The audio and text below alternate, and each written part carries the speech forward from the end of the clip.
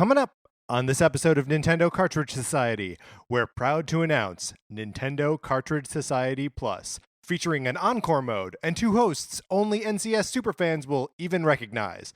It's dangerous to go alone, so the Nintendo Cartridge Society goes with you.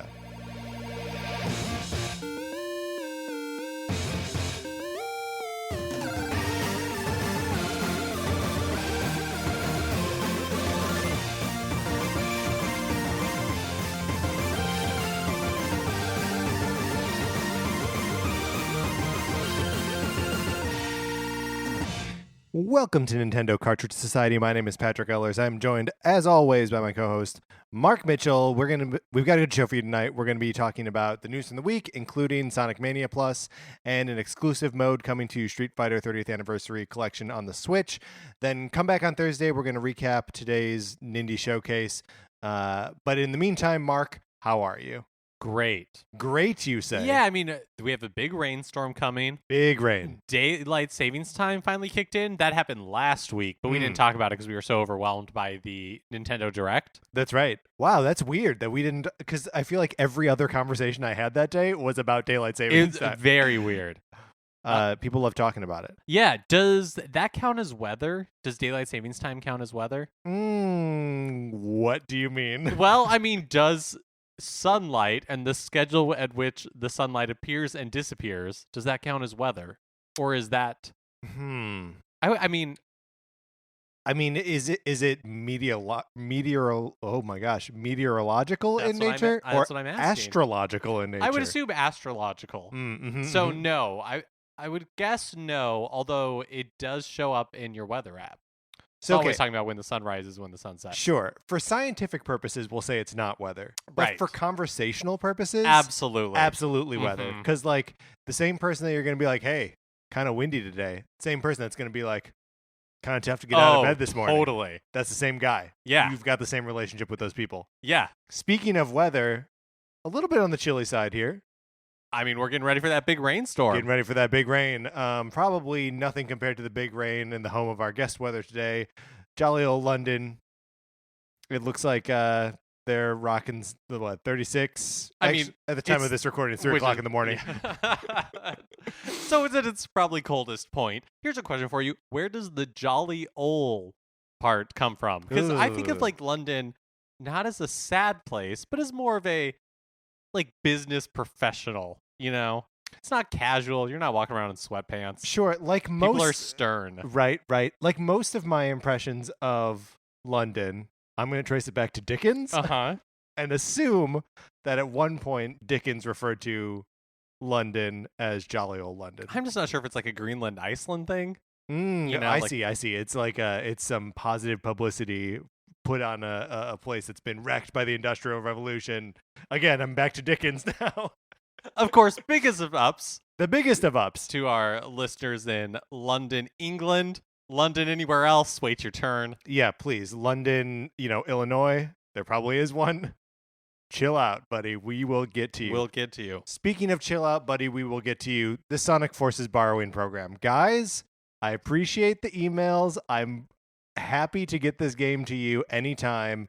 Not anytime, sometime. The game is currently out in the wild. It is on borrow at the moment. We're unsure if it's coming back to us at this point, right? Right, and I'm not mad about it.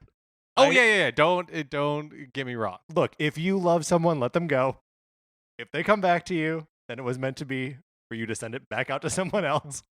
But if you would like to get in line to borrow my copy of Sonic Forces, all you need do is email us your address. We are Nintendo Cartridge Society at gmail.com. And eventually, I send this thing to you for free. You send it back to us for free. It costs you nothing, and maybe it happens someday. I think... When do we call it off? Yeah, I was going to say, we can talk about this off mic and come to a determination and then announce that determination. Right. Like we're the Supreme Court or something. But I'm just brainstorming here. We can probably find a real cheap copy of Sonic Forces. And just keep this going in perpetuity forever? Yeah. That's interesting. We can talk about it. All we right, can all talk right. about it. If anyone has a copy of Sonic Forces that they would like to donate to this cause for us to continue to send around the country, I mean, there was that listener suggestion of creating a Steam account that That's too anybody could complicated. log into. Also That's- not Nintendo related. that's right. But I love the spirit of it. I also love the spirit. But if anyone has a copy of this game and they would rather hand it to me, Pay it forward. That's right. Pay it forward and then like back around. Email us as well, and we'll work out all the details there. Be like Haley Joel Osment, except somebody in your life doesn't get stabbed at the end. That is Haley Joel Osment. He's the one that gets Oh, stabbed does at he the get end. stabbed at the Yeah, end? the kid dies at the end of that movie.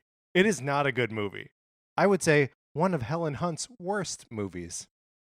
Was he punished for paying it forward cosmically? That's a great question. A discussion for another time. Yes. Speaking of a discussion for another time, we are going to be coming up with we're going to do another like fantasy classic console discussion on April 19th. We are going to be coming up with our very own Game Boy classics. And we're going to come up with two different ones, one for Mark, one for me, but we would love to get input from all of y'all. Just like we did when we were ranking the dungeons in Ocarina of Time, we want information from you. So, Mark, what are the rules here? All right. They can only be games that appeared on the Game Boy Yes. or the Game Boy Color. Yeah. And you can send up to 15 games for consideration. Up to 15 games. No Game Boy Advance games. And I guess that's it. Yeah. Game Boy Color, 15 games. I guess it's not as complicated as I made it out to be. Send your list to us, Nintendo Cartridge Society at gmail.com. And we will pit them all against each other on April 19th. Or tweet it at us. Or tweet it at us. We're at Nincarts Society. I almost said Nincart Sock because that's what Bottle calls us. Or the Facebook page is just Nintendo Cartridge Society. Find us all those places. Communicate with us there. Share your Game Boy Classic lists. And then we'll have a good time. Mark, let's move into what we've been playing this week.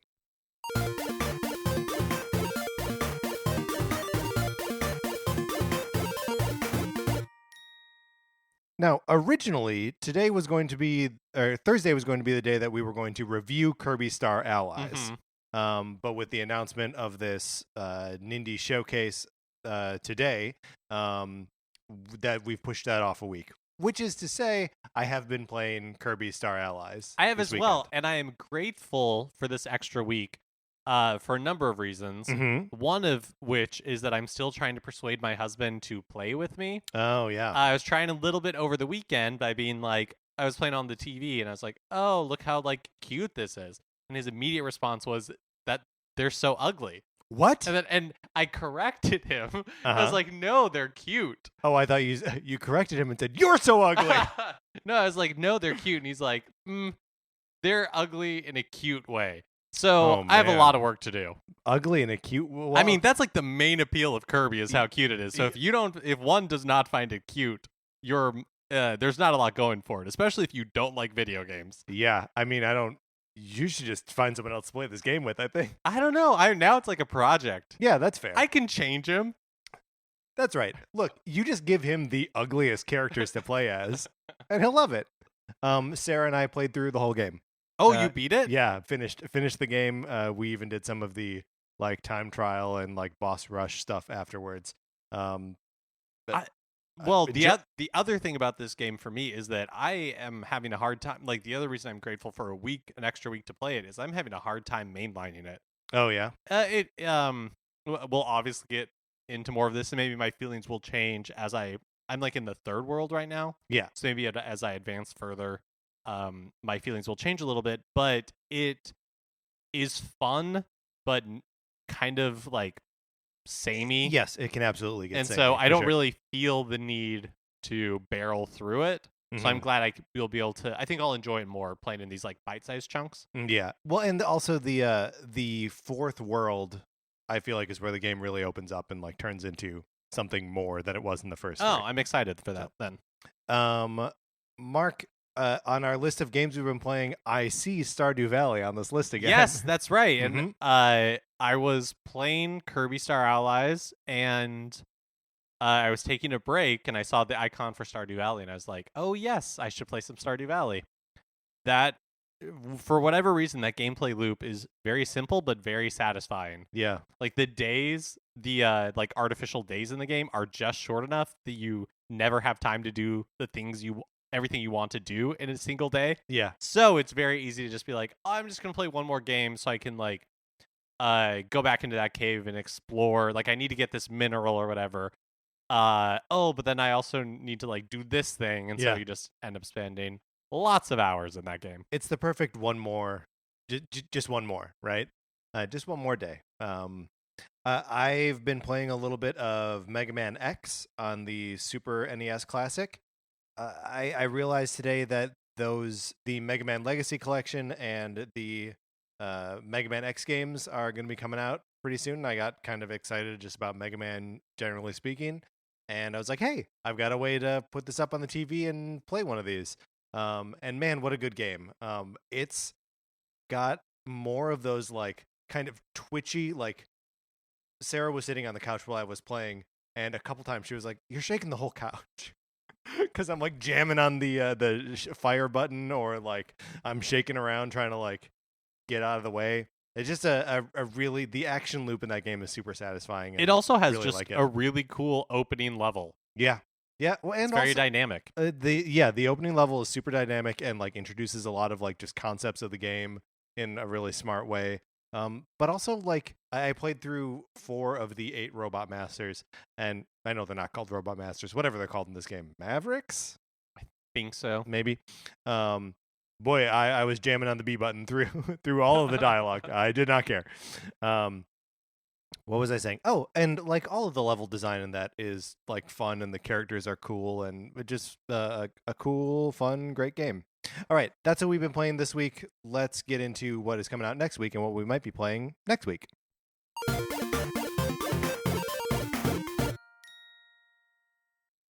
All right, so today, March 20th, Attack on Titan 2 is coming out on the Switch. I don't really know anything about this show or the game or the show that it's based on. I was going to ask if you were plugged into Attack on Titan. No, this is like a phenomenon that has passed me by. Yeah. Hey, Mark.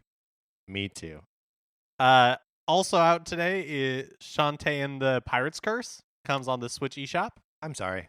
How many of these games are there? I think there's a lot, but this is, I want to say, the original like indie game from that was originally announced or released like 5 or 6 years ago at this point. Look, and it should be reiterated that we're not experts.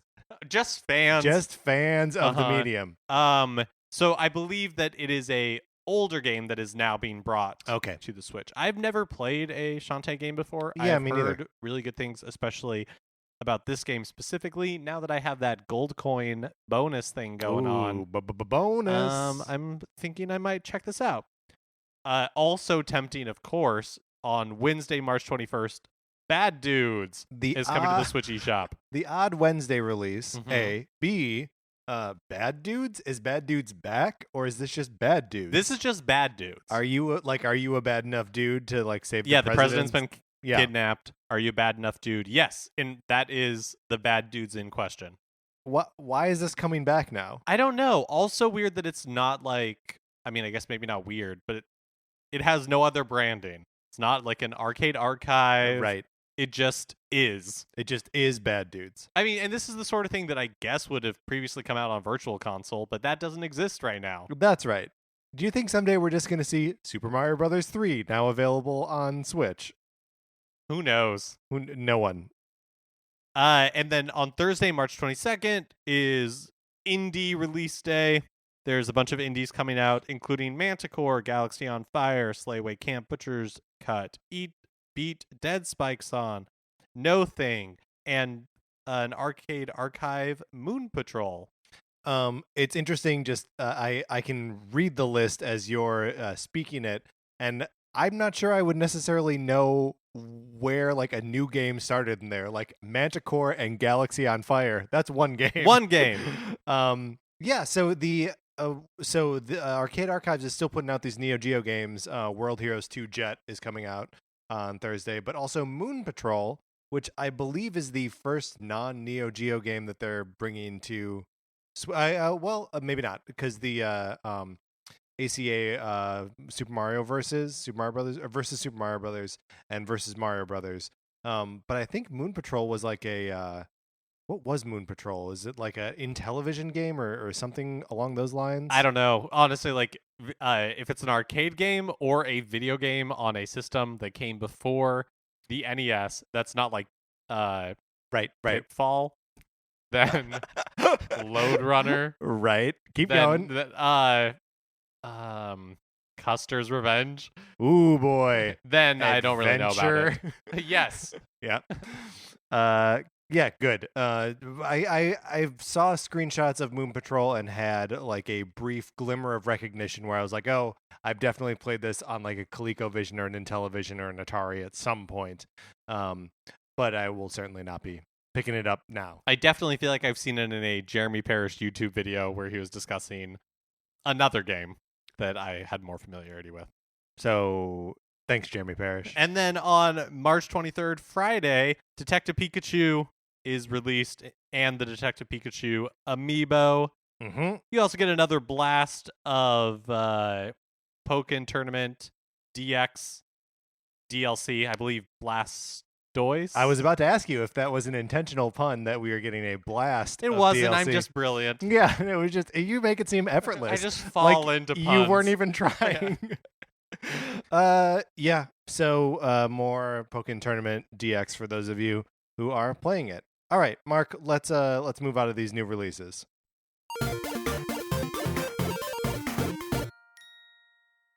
Now it's time for a regular segment on our show. It's time for 433. In 1952, American composer John Cage wrote a piece called 433, wherein a performer or a group of performers didn't play their instruments for 4 minutes and 33 seconds. For the purposes of this show, our instruments are talking about Nintendo. So, for the duration of one performance of 433, Mark and I will talk about something not at all Nintendo related, thus fulfilling the contract of the piece. Mark, today we are going to be talking about cleaning the bathroom. Not my favorite task. In fact, one that I usually farm out to Sarah when we're cleaning the apartment. I'll do other stuff. And I usually go right for the floors. Love the floors, man. Sweep the floors, Swiffer the floors, use the Swiffer wet jet on the you have a floors. real floor regimen, and it pays off. Thank you. Yeah, your floors are wonderful. I mean, my apartment is pretty small, so there's not a lot of floor to do, really. That's one of the few benefits of being a renter, right? Not a lot of space. Not a lot of space. I mean, you can rent large spaces. I'm sorry. You can own poor, small. being poor. What are the benefits of being poor? Right, is that you don't have a lot of floor or space at all. Yeah, your squalor is small. You got smaller squalor. When you do have to clean the bathroom, how do you approach this thing? Do you? I mean, first of all, are you the bathroom cleaner? Yes, in your I would say household? I'm like the Sarah of my relationship, where it gets farmed on to me. Right. Yeah. Do you feel like you're tricked into doing that? No. Is it something you elect to do? It happens in good faith. I attack it toilet, sink and mirror, like vanity, and bathtub in that order. So when you do bathtub, are you like shower on, or are you? So when I do bathtub, I'm like, yes, I'm shower on. I'm getting in there. Right. Everything's getting clean. Yeah, I have like a sponge or some sort of scrubber. I have a cleaner. I'm like in there like scrubbing grout. Oh, man, really like doing it. And then I'll turn on the shower because that's just the fastest way to just flush everything out of there.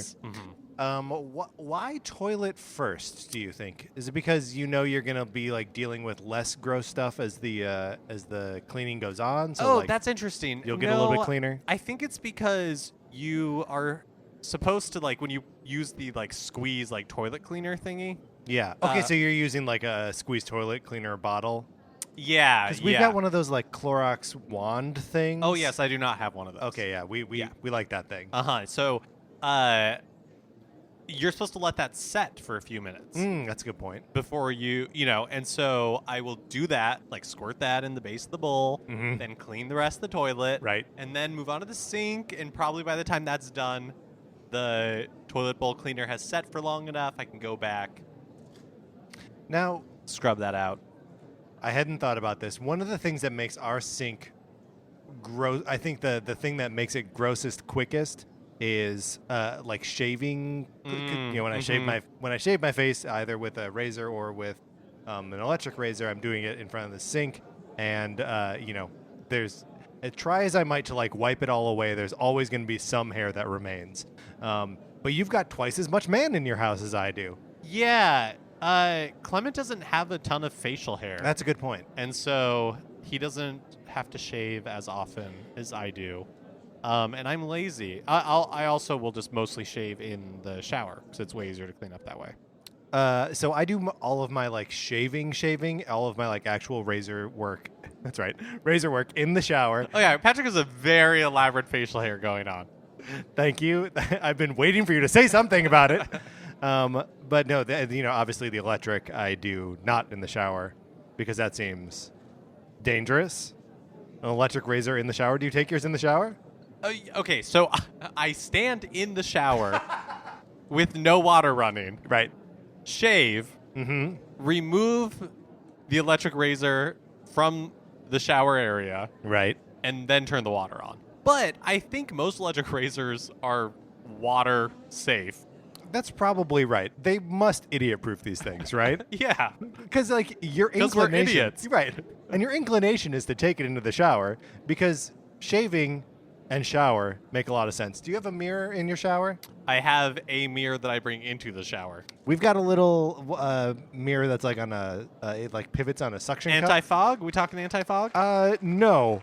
I think we'll never know. We will never know whether or not my mirror is anti-fog. I actually have a burning question, but I'll do it off mic. Yeah. Those are the rules. Because, in fact, those are the rules. We were accompanied today by, oh my God, Klausnischer Conservarian.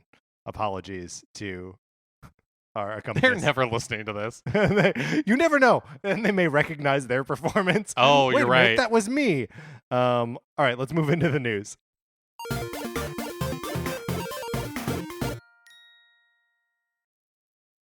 All right, as part of the Game Developers Conference happening in San Francisco this week, Nintendo is putting on a Nindy showcase. Yeah. It's happening this morning, Tuesday, March 20th at 9 a.m. Pacific time. So by the time you're listening to this, it may have already happened. Yes. Right. Yeah, they've done these twice before now. Since the Switch came out? Yes. So yeah, there or was ever at that point, really. I'm not sure if they did a. I think they may have done a like Nintendo indie game showcase at some other point, but I think they started to like really gain some steam with the one right before the Switch launch last year. And then there were two of these showcases. When was the second one? Like maybe September months ago, or something. Anyways, they're usually a pretty cool packed showcase of neat indie games that are coming to the Switch in the next few months. There's still some games from the most recent indie showcase that never came out, and of course, a game from the original, at least one. Dare we say its name? Are we invoking like bad spirits? It's sweet. I don't care. I'm gonna anger these spirits. Pocket Rumble was originally supposed to come out in March of last year. Here we are, March of this year. Game's still not out, and we still don't know anything about it. If we don't hear anything about it, I don't know. I may give up the ghost on it. I might be like, so long, Pocket Rumble. I think that's fair. You no longer have a place in my heart. Mm-hmm. But if they say coming 2018, I'm still on board. What if this game is bad? That doesn't matter. Okay, great. That's a good attitude. I'm gonna play it either way. You mentioned that there were some that from the last Nindy showcase. Do you have any in mind? Yes, I can't think of the name specifically, but Let's do it. But there was that like 4-person shooter game. Yeah, the one where you get big. Yeah, Is you're it called Get Big. It should be. That's catchy. sketchy as heck.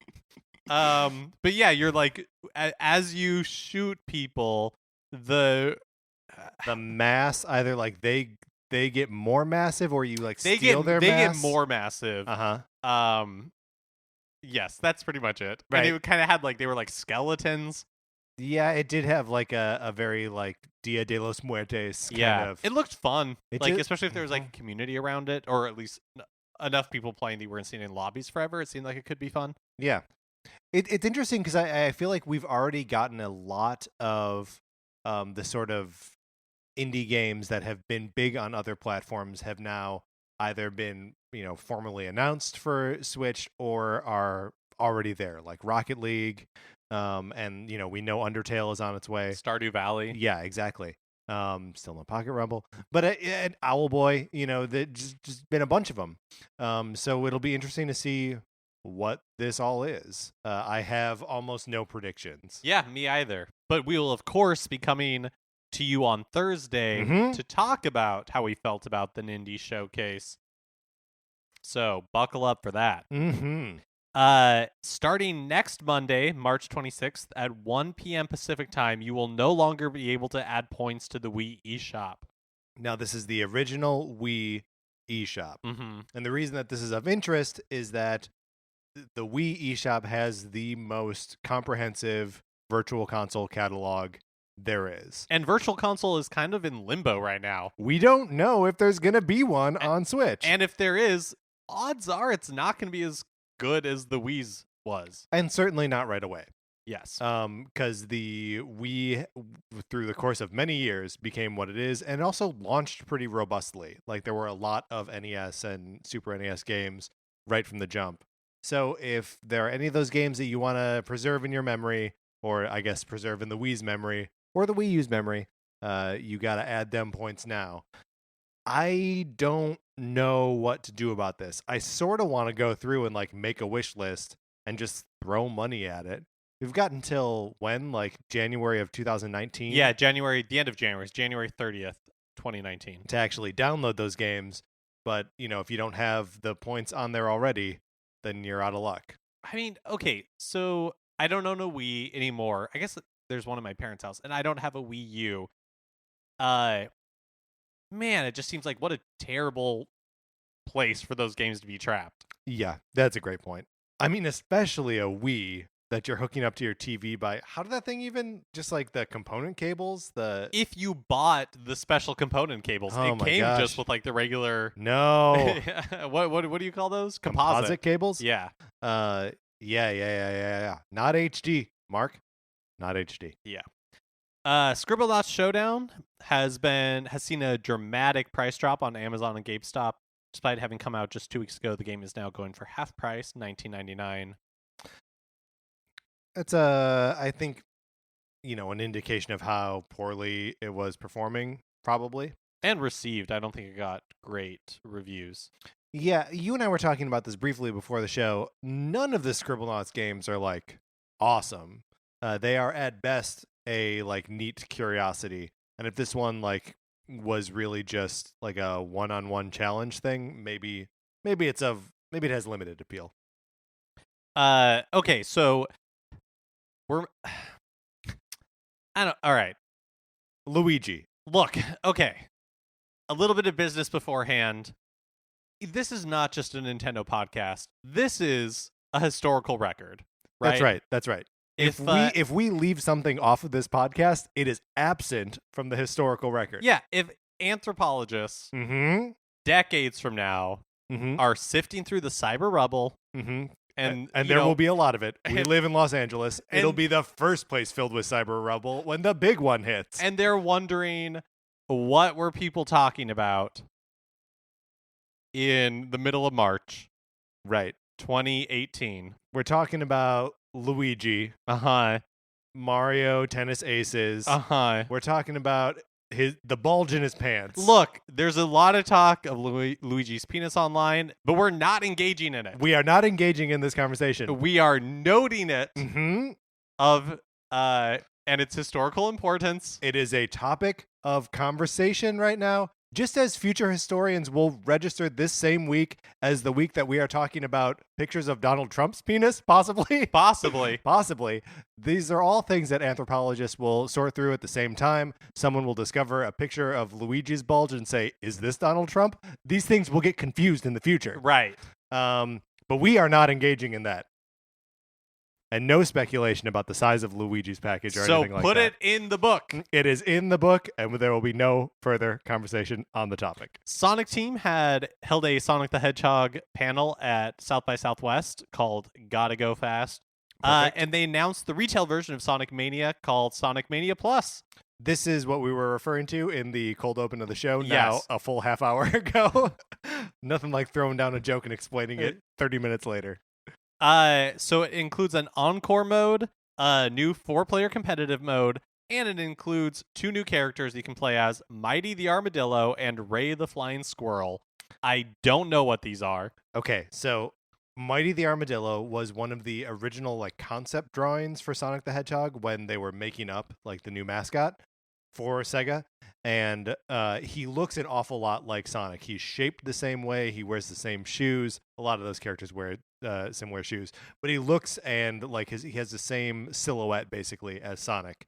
And Mighty the Armadillo also appears in Knuckles Chaotix on the Sega 32X, but I don't know if he's been in other Sonic games. He's one of those like Sonic friends that is super sidelined. He's not like Charmy the Bee or the what's the crocodile's name? I can't remember. It doesn't matter. Chompy. His name is not Chompy. That's a good pitch, but that's not his name.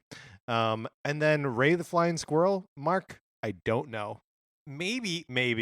Let's hear This is pure speculation based on no facts. Yeah.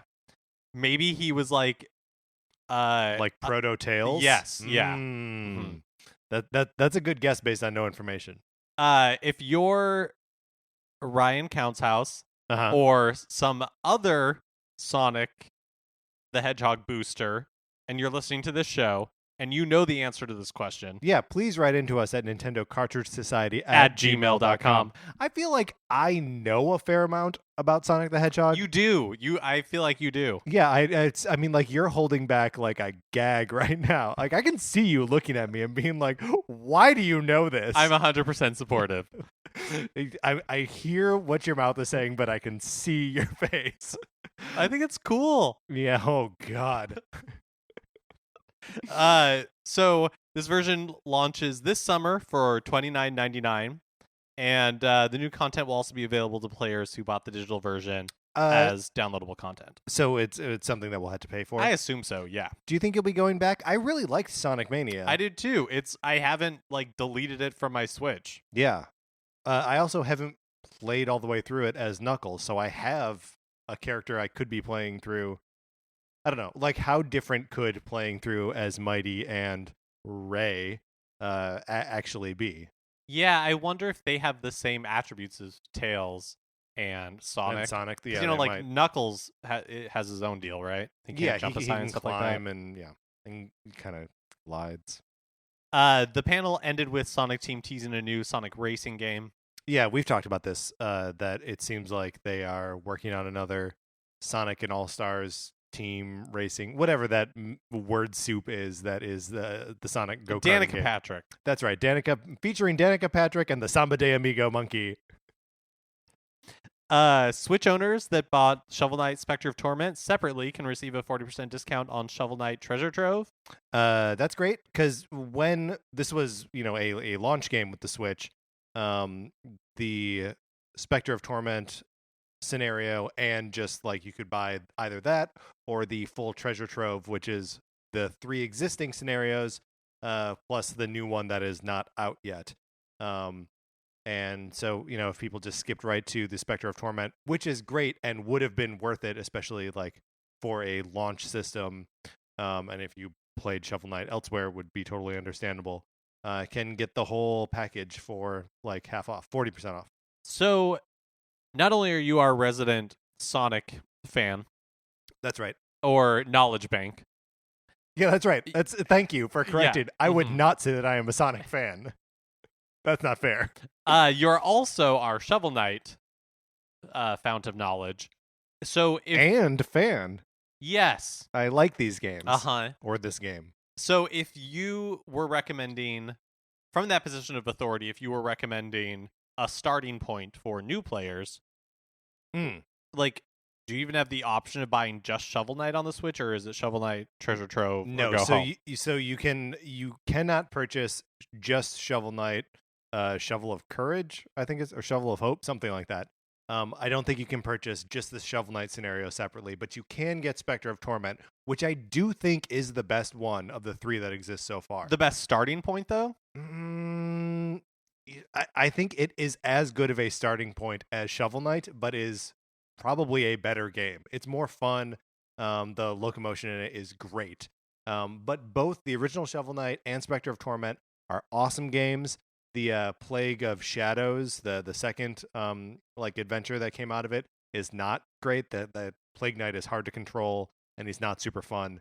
But the other two are golden, and I'm really, really hoping that the King Knight DLC, the King of Cards, first of all, I hope that is announced at the Nindy Showcase with like a solid date, maybe even available now.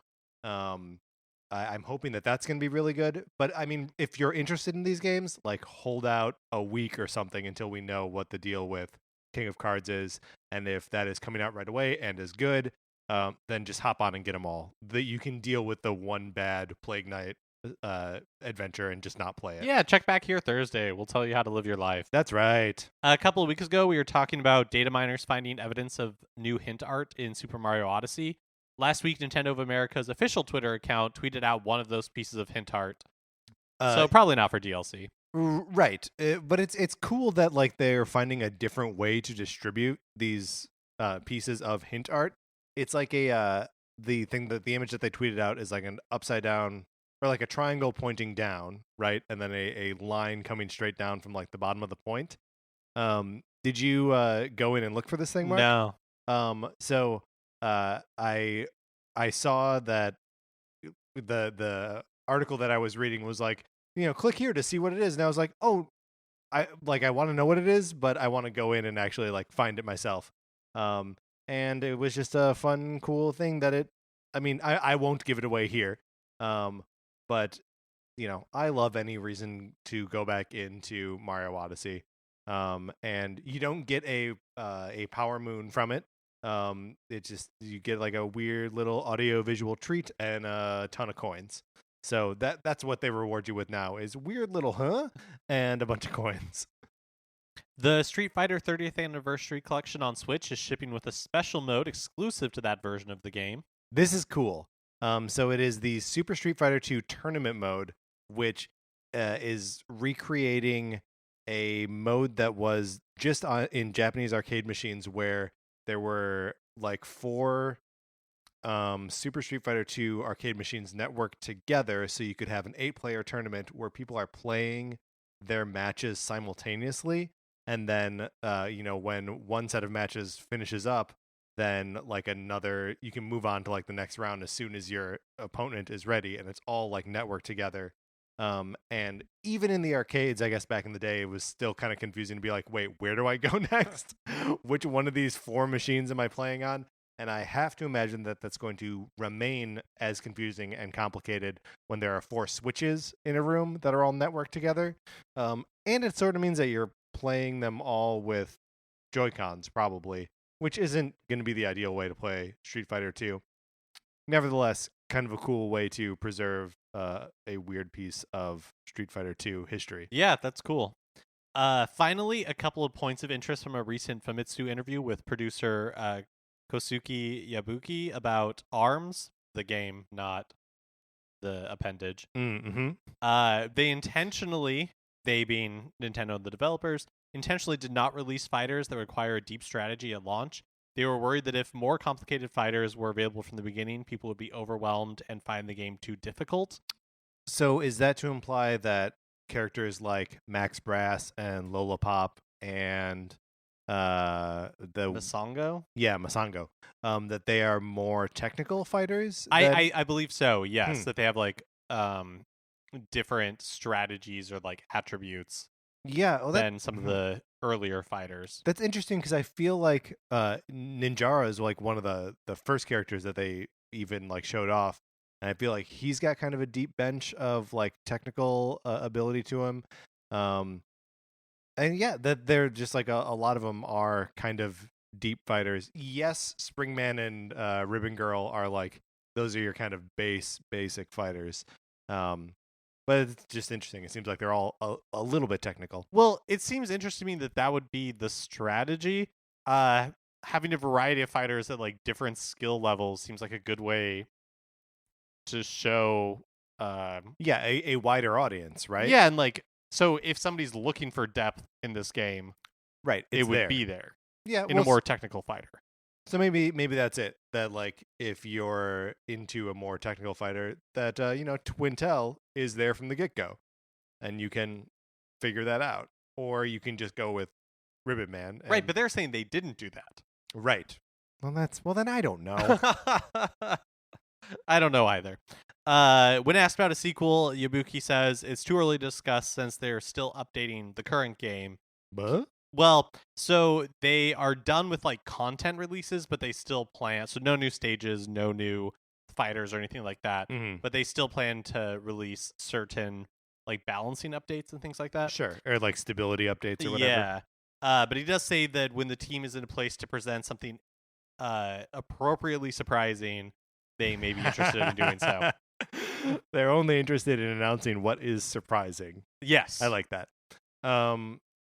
It's a cool game. I wish I was more just like excited about it. You know what I mean? I mean, that just seems to be the general. There are people who love ARMS, got like super into it. Yeah. But yeah, the general feeling around the game just seems to kind of be a collective shrug. Sure. All right, Mark, let's get out of the news.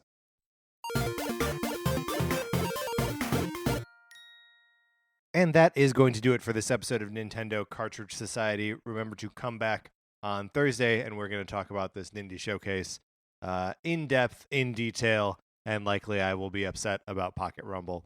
If you could rate, review, and subscribe on Apple Podcasts. Actually, here's a special thing that I was recently informed of. If you would like us to try and get into E3 this year and make the E3 coverage a little less boring, because let's face it, all other E3 coverage is boring. If you want us to be able to get in, we need at least 50 reviews on this podcast. Oh, that's good to know. Yeah, this is information I just got. So if you could review us on Apple Podcasts and tell your friends to do the same, tell your mom. She doesn't know. Yeah, borrow your mom's phone for a few minutes. Phone. Be like, hey, Mom, let me see those pictures you were trying to show me. And then like take her phone and like review the show. Then we can get in and make the whole thing more exciting. And we definitely will make it more exciting, right, Mark? Yeah, absolutely. Patrick has that like crazy facial hair that he spends so much time That's right. manicuring. And Mark is doing his best to hide his disgust for my knowledge of Sonic the Hedgehog. So imagine what it'd be like if I was around more people who knew about Sonic the Hedgehog. Mark's face will explode. If you'd like to follow us on Twitter, I'm at Patrick_Ellers. Mark is at MKE Mitchell, and collectively we are at Nin Cart Society. You can check out the Facebook page, which is just Nintendo Cartridge Society. If you like Mark and Mine's opinions, we write about comic books on retconpunch.com. Olivia Duncan made our logo. Our theme music is provided by 8-Bit Betty. You can find more of his music by going to 8bitbetty.com or by listening right now. For my co-host, Mark Mitchell, this is Patrick Ellers saying I still can't remember the name of the crocodile from Sonic the Hedgehog. But thanks for listening.